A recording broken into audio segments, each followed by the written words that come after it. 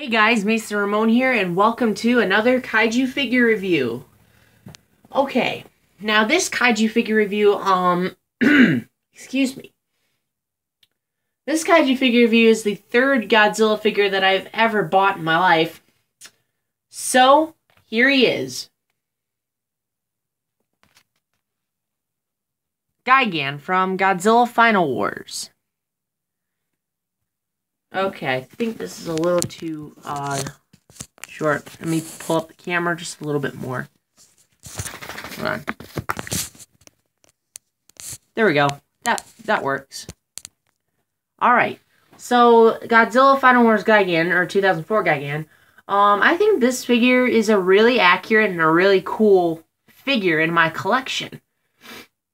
And, as you can see, the one you're looking at right now is the Final Wars Gigan. Let me move the hand out of the way real quick. There we go. So, let's get on to detail, shall we? Detail on this figure is really impressive on this thing. Good thing with my new camera, it autofocuses. Because, yeah, that's like the good thing about it. If you look at the hooks there, this is also my third oldest figure, so it's kind of damaged a little bit. The hooks on here are really awesome. Looks like a more of a cyborg. You see these two little things right here? These are like actually ropes that shoot out to kind of wrap around Godzilla's throat to lure him into his little buzzsaw on his chest. If you can see that right there. Yeah, look at the face. Look at that menacing looking face. That is amazing. I like that. Even the horn on top of its head. You can even see, if you look closely, the little rippled details like right on the base of the horn right there. That's really awesome. Going down to the knees and the feet. One thing I do gotta say is that the elbow spike right here, it's a little chunky. It's kind of thick. Same with the feet. They're kind of thick. When I looked at the Japanese version, and in the movie, the legs were like a little thinner and the leg toe was like longer. But it's still quite accurate, except, oh, I'm sorry about that. It's still quite accurate, except this is supposed to be thinner and longer. Same with the elbow spike right here. It's supposed to be thinner and longer. Yeah, but anyways, moving on. Looking at the wings. Look at these wings. They're really nice. Nicely detailed as well. The only thing that bothers me, though, is that in the inside of the wings, it's like, well, I mean, they're detailed, but the colors are. The reason why I have these two like little Lego pieces in there is so I can keep the wings open. When I first bought it, they were like all closed together. And that kind of bothered me. So I put two little Lego pieces in there to keep them open. Now moving on to the tail. The tail is quite nice as well. I'm not sure what this is about right here. This little separation. I'm not sure what that's about.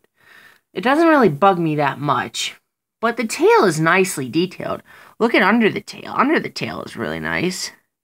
You can see like all the wires going through it and all that. The tip of the tail is like really awesome, but it's kind of loose and it kind of, you know, it popped out. I tried to super glue it back together, but it won't work. But just simply putting it back on, it works just fine. You just have to be careful, you know? So yeah, that is the detail of Gigan. As you can see, he's in a bit of a battle pose as he was sculpted. But, hey, this is a really awesome figure. Now let's get on to the paint job. The paint job of the figure is also pretty accurate of this Bandai Creation sculpt of Gigan. As you can see, his little cyborg eye is a nice bright red. His body color, it has it's black. No, excuse me. It has a blue mold with shades of black onto it, which is also accurate. I mean, when he went down to the South Pole, it looked blue. And when he first came alive, he looked black, but I did see some blue with it. It's also pretty accurate. The metal parts on him are silver because, you know, he's a cyborg. Robotic cyborg. And the wings here, they're blue and red, but Also, again, it bugs me because, you know, in the inside of wings, it's just completely red for some reason. I don't know why. I really don't know. Let's see. Yeah, every metal part of this guy is like silver. It does have a bit of a highlight to it, a little bit, but it's good. It's really nice. And I really like it. Excuse me. Okay. Now on to articulation. Okay, Gigan, he only has 5 points of articulation, so I'll show you them right now. His head can rotate 360 degrees. Makes a little fart noise, I guess. The arms, you can rotate them 360, but only if you force them to. They rotate about 180 degrees. If you force them to do it, then they'll just pop out, and I'm not going to do that. Why? Because of his shoulders right here. But it does have some pretty good posability to it. You can have him, like, you know, do this when he's ready to attack. Normal. Or just stand down. Or when he dies, his hands go down. So I'll put him in a normal pose like this. Let's see here. The legs, they can rotate 360 degrees. Yeah, but, I mean, if they're in a battle pose, I mean, if you can kind of get it to do a little stop motion. But, yeah, it's okay. The tail, unfortunately, doesn't rotate at all. It has a glue seal right here. And this is a pretty hard vinyl, so I wouldn't recommend breaking it. Oh, yeah, the tip's starting to fall off. There we go. Alright, so that is articulation. Now on to sizing. Let me get the mat over a little bit.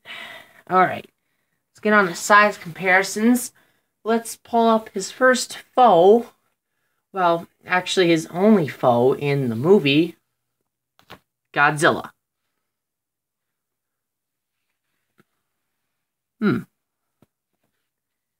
Yeah, this is pretty accurate. Gigan was actually taller than Godzilla in the movie. But, I don't think it was this tall. I think Godzilla was just a little bit bigger.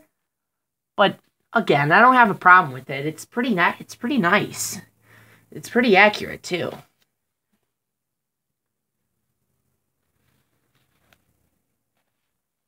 And finally, rarity. Excuse me. Gigan, the Bandai Creations Gigan, the one you're looking at right now, it was pretty common back then, but now it's turned into a more rarer figure. The Japanese version's also, it's pretty moderate, but if you can get your hands on this guy, the Bandai Creations one, consider yourself lucky. But, yeah, if you can't find the Bandai Creation one, then just go for the Bandai Japan one. But that's fine. Either way, it's still Gigan. I really like this figure. Alright.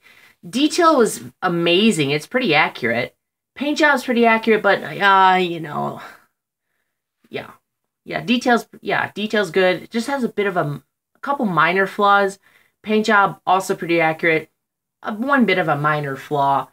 Articulation is pretty good. It's kind of basic and somewhat limited. Sizing is also pretty good. And rarity, he's pretty high. Unless you're counting the Bandai Japan one. That's moderate. But I'm talking about this. So overall, I'm going to give Gigan a 4 out of 5. No. 4.5 out of 5. Why 4.5? Because, the bit of a minor flaws to it. Minor, not major, minor. But still, he's a really awesome figure, and I recommend this guy. So that's it for this review. I'll see you guys later.